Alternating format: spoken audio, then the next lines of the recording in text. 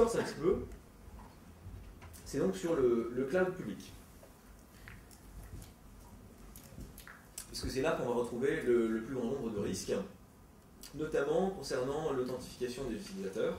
Donc, en interne, on veut donner l'accès à nos internes sur des applications ou sur de l'infrastructure qui est gérée dans un cloud public.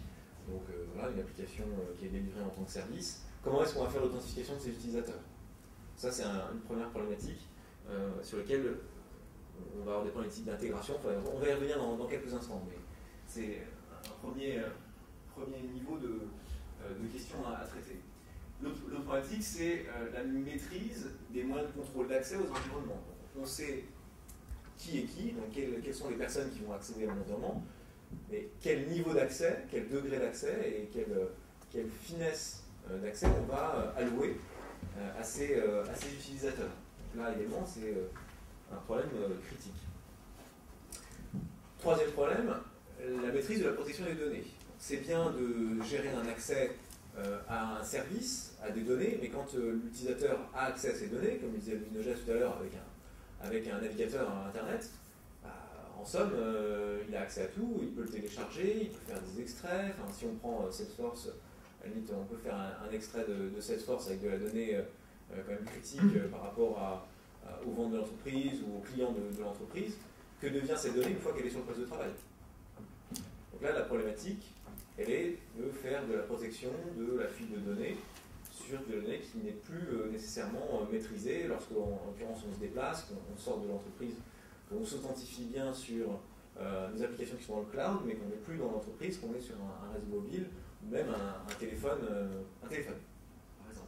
Donc ça, la maîtrise de la protection des données est une problématique également extrêmement forte sur les données qu'on a externalisées et qui sont accessibles donc sur le cloud public.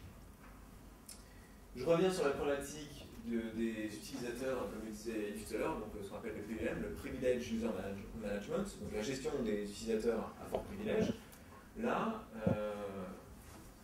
on n'a plus du tout la maîtrise de la gestion de ces utilisateurs, puisque, comme on l'a vu précédemment, ce sont l'administration de ces plateformes, de ce service, de ces applications, elle est totalement déléguée aux fournisseurs de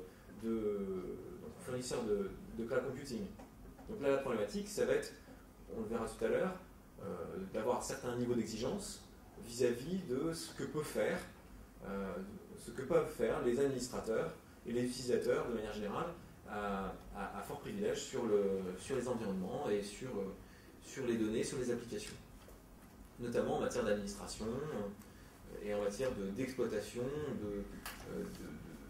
de contrôle sur ces informations et des traces de ces informations également. On y reviendra. Et donc, ce qui permet de faire le lien avec la partie traçabilité audit, comment est-ce qu'on va être capable d'avoir une vue régulière, fréquente, sur les traces, et comment est-ce qu'on va avoir la capacité d'auditer, je ne vais pas dire à tout bout de champ, mais en tout cas à la demande, qu'elle soit interne pour des besoins d'audit interne ou encore une fois audit externe, qui peuvent nous demander un audit précis et je dirais assez exhaustif sur la donnée ou sur l'utilisation de nos plateformes.